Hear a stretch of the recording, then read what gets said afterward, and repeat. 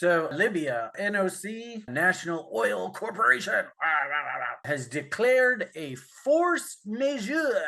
I don't know if you've ever heard that expression before, but this is actually pretty typical in the energy business. What is a force majeure? In the futures industry, people basically buy futures contracts, locking in a price, expecting that product to be delivered at a specific date, at a specific location, specific grade for the product, and level 2 program. Learn all about the futures industry when we introduce you to the various different modules on the futures markets. If you went into a futures contract, you sold crude oil into the marketplace because you are a producer of crude. If you cannot deliver on that contract and you are a big enough player, you can declare what's called force majeure. It's French, obviously stands for, we have a major force of nature that has prevented us from being able to deliver on the product. What it simply means is we can't deliver the oil that we said that we were going to, and that we actually, legally promised that we were going to do. And so hopefully you understand that that is a major supply shock. Market doesn't like to hear that at all. So as a result, what happens to the crude oil price? There we are, up 2.87% on the day. Remember, I've told you historically, if we ever have a market move more than about 2.5% on any given day, you better pay attention. That's a pretty important event that's happened there.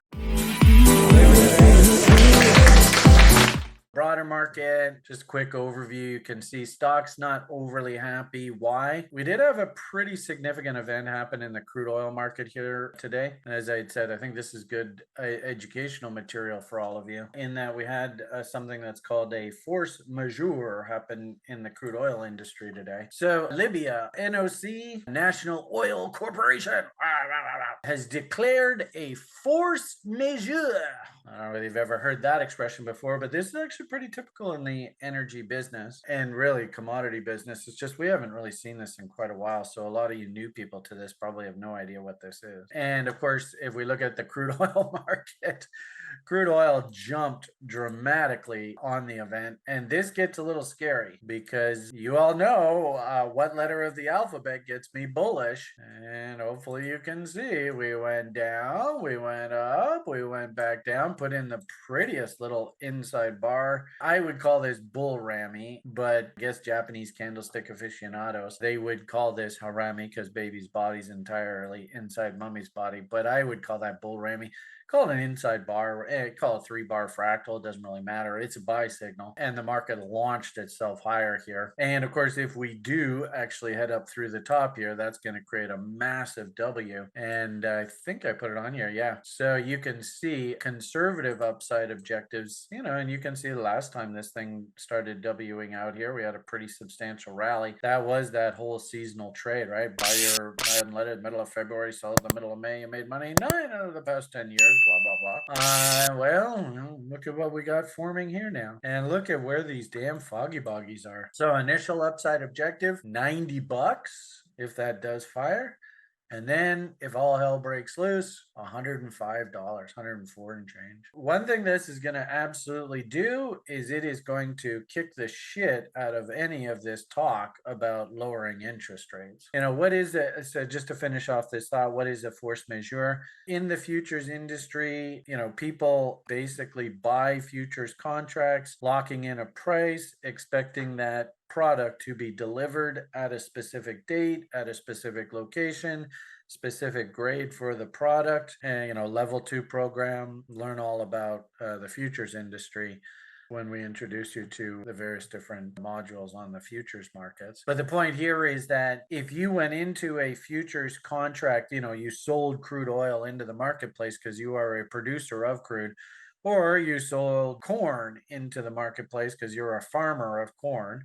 Well, I don't think it would really work with Bitcoin because that's not physical delivered. It's just cash delivered. But I suppose it could. But the point here is if you are a producer of a product and you sold that futures contract into the future, if you cannot deliver on that contract and you are a big enough player, you can declare what's called force majeure. It's French, obviously stands for, we have a major force of nature that has prevented us from being able to deliver on the product. So major players, of course, can declare force majeure. You and I, as public, no, this has nothing to do with us. But this is Libya's National Oil Corporation, so they're a big enough player that they can do something like declare force majeure. And what it simply means is we can't deliver the oil that we said that we were going to, and that we actually, legally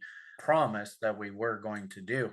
And so hopefully you understand that that is a major supply shock. Market doesn't like to hear that at all. So as a result, what happens to the crude oil price? There we are, up 2.87% on the day. Remember, I've told you historically, if we ever have a market move more than about 2.5% on any given day, you better pay attention. That's a pretty important event that's happened there. We'll see how this plays out through the rest of the day. You can see that price is backing off, and in my funny little trading accounts here, I have been aggressively trying to short this through the day, and I'm trying to take profits at the VWAP. We'll see how this goes. Only time will tell. But hopefully this damn thing just keeps working its way lower. And if anything, if you're a bull, you do not want to see really uppy crude oil prices, but you can see the momentum's coming back into the market. Also, too, the last week of the summer, before the holiday weekend, most of the pros in New York are not around. They're off in the Hamptons, last sort of weekend of frivolity. So not really the best idea to go and tinker with this market here.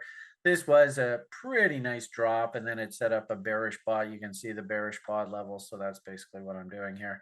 There is the bot objective. I had my price objective at the 2.618. I mean, it's pretty straightforward stuff. We'll see what happens. Only time will tell.